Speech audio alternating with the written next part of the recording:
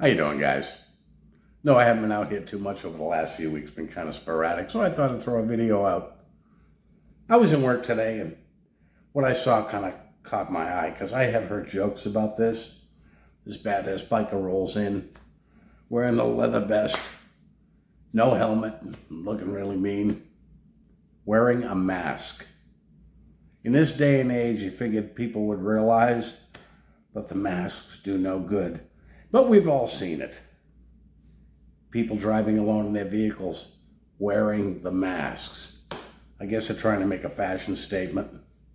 I'm not going to say that I've never dressed oddly to get attention, but I was a little bit differently. I did it to gain attention, and it was against the majority. It wasn't going with the flow like everybody else was doing. When I was in high school, we didn't have a dress code per se, within reason, but I started going to school with either a leather vest or a jean vest. I don't think I was wearing this at the time. And it caught some attention. Now, we had smoking areas when I was in high school, but I opted to smoke in the non-smoking areas. I think I started wearing this shortly after. Now, this has always gained attention wherever you went. Sometimes it could get you into trouble, other times it wouldn't. But when I was studying with the JWs, when I started going to the Kingdom Hall, I knew that was going to be an issue sooner or later. Now at the time, I'm trying to think what year it was, 2006. I was wearing this. Now I was working marine construction, so more often than not, when I was during the work week, I was probably working in the water, out in the sun all day. So I would basically wear this. Well, if they didn't make such an issue out of this, I probably wouldn't have given it much thought. Nah, they would tell me JWs were not non-judgmental people. Well, guess what? They're very judgmental. But my Bible instructor would focus on this. As a matter of fact, I had a big sterling silver ring that really upset him. That was another thing that he'd come down on. But he would come down on this, my facial hair, and this. Now, I may have done away with it sooner if he didn't make such an issue out of it. That kind of bothered me. He used the word obedience a lot. And that was a word I never liked, because now I'm thinking about a dog. You're tossing a yummy to a dog. But when he used the word compliance, that got under my skin. To me, compliance is a negative word. Comply, comply, comply, like a robot. Now, I went to the Kingdom Hall a couple of times. Now, basically, a few of the people were told not to say anything about this. They didn't think I was catching wind of this, but I opted to wear it a little bit longer. Finally, some old dude made mention of it. He came over one of the publications, and there was a picture of some thug with a bandana on, and he's showing it to me like it's going to make a difference. Okay, guess what? I'm going to be wearing it for another 2 weeks. What rubbed me the wrong way? Another time. There was a brother from another hall giving the Sunday public talk, and he looked at me. Rather than say hello, he says, "You got some decisions to make."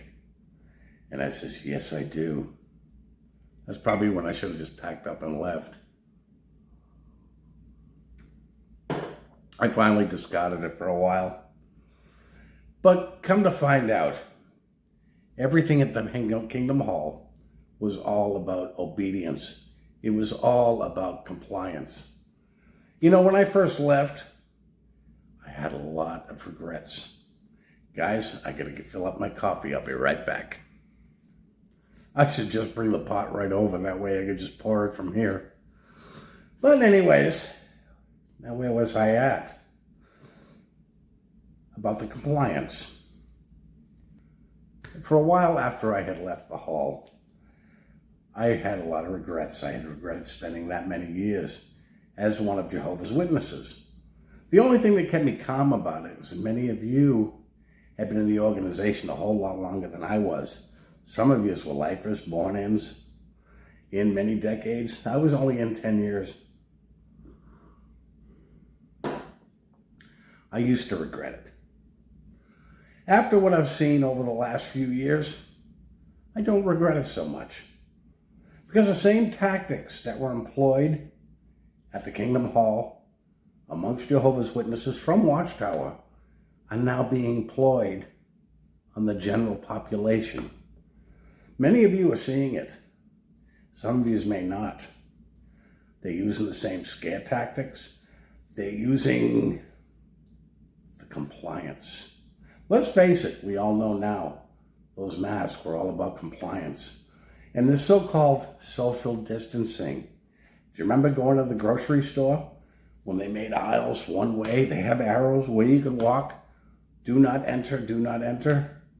And people were going along with this. They're not saying anything about it. They're going down this way, down this. And I am not about to go all the way around to grab the coffee that's right there. So I pretty much ignored it. And you know the funny thing was? Nobody ever said anything.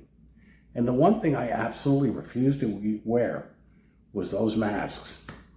It was a couple of years ago. This was right in the middle of it. And I had gone to the corner store. I wasn't wearing a mask. And some people got very upset with me. Now there was somebody outside the store who would not come in till after I left. He's wearing a mask. He's bitching me out. Well, I'm like, well, if your mask is working, why are you worried about me not wearing one? I made mention of this on the video, and I actually lost a couple of longtime subscribers and viewers, which is fine. I mean, if they got upset over that, so be it. I was never one much to kiss anybody's ass to keep them along. If they didn't like my opinion, oh well. I never come down on you about wearing the masks. But people weren't seeing this. Much like Armageddon is used to keep Jehovah's Witnesses scared straight, the C-19er was used to keep the general population scared. The problem was that after some time it started wearing off. Now those running the show knew that it was wearing off. So what did they try? They had to throw something new out there. Do you remember the murder hornets? Well, obviously that wasn't working too well because it lasted a week and you never heard about it again. They had to come up with something new. So they come up with a new strain of the C-19er. Then they had to come up with this vaccine. Much like praying to Jehovah was going to save the witnesses from Armageddon, this vaccine was going to save you from the C-19er. Frankly, no, I have not gotten it. I will not get it. And I know many people that have gotten it are regretting it.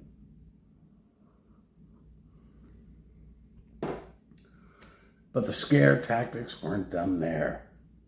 Monkeypox. I'm sorry. That was the funniest damn thing. I mean, all I can picture is this demented monkey's face. Personally, it sounded like a demented breakfast cereal. Monkeypox. Has anybody heard of that lately, or did that just die like the murder hornets? Why not try sodomy geese? That's about just as ridiculous. But to me, I'm watching the population complying so much that they're not aware that little by little, they're giving up their liberties, they're giving up their freedoms. As a matter of fact, most of the population isn't aware since 9/11. Little by little, you're forking over your freedom and your liberties. Now, we all know Jehovah's Witnesses like to take a neutral stance. I don't believe there's any such thing as political neutrality. But this is Watchtower's way of keeping their small portion of the population from voting, from getting involved. I mean, they're the biggest compliers on the planet because they don't want anybody to have a voice. Not just Jehovah's Witnesses, but anybody. They want everybody to remain silent and just obey the rules and continually giving up their liberties. Much like Watchtower does. See how far they can push the witnesses. Jehovah's Witnesses give up their entire lives to Watchtower. And now what I'm seeing on the outside, the general population is doing the same damn thing. They're living in fear. Now, the C-19er, that's pretty much wore off. Nobody's afraid of that anymore. Monkeypox was laughable.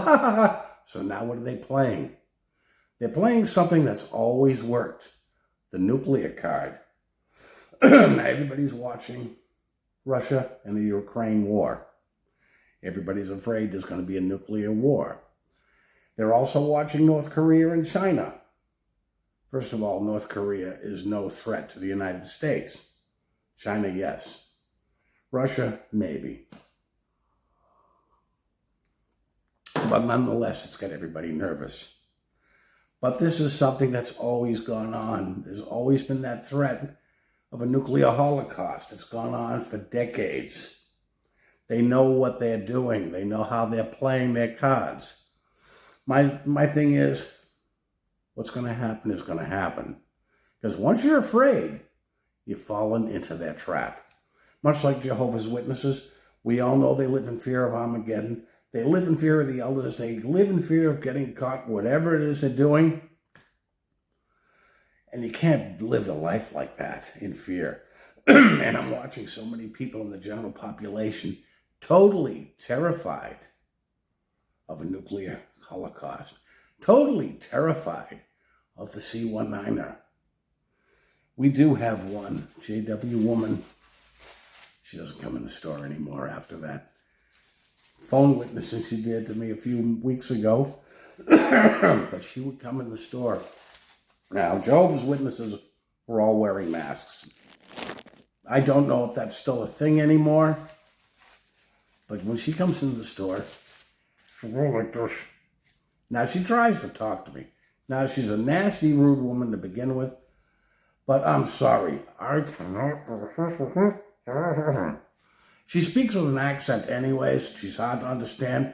But pull that friggin' thing away from your mouth. And I've said that to people so many times at the Mass. I cannot understand you. Because a lot of times, I'm extremely hard of hearing. I'm deaf over here, so I count on reading lips. So, when somebody's heard around, I cannot read lips like that. But nonetheless, they've got everybody in fear. They've got everybody divided. The general population, much like the Kingdom Hall, has an us versus them attitude. And you're not realizing it. That's done by design.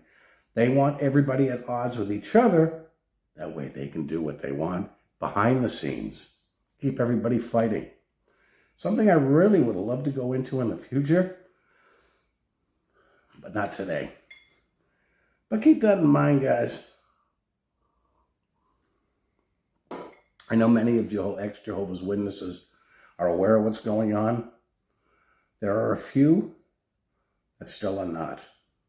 You may have woken up to what's been going on inside the Kingdom Hall. And unfortunately, many of you are not seeing what's going on out here.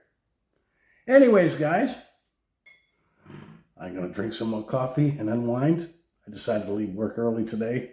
If they don't like it, they kiss my butt. But you guys all have a good day, and I will be seeing you soon.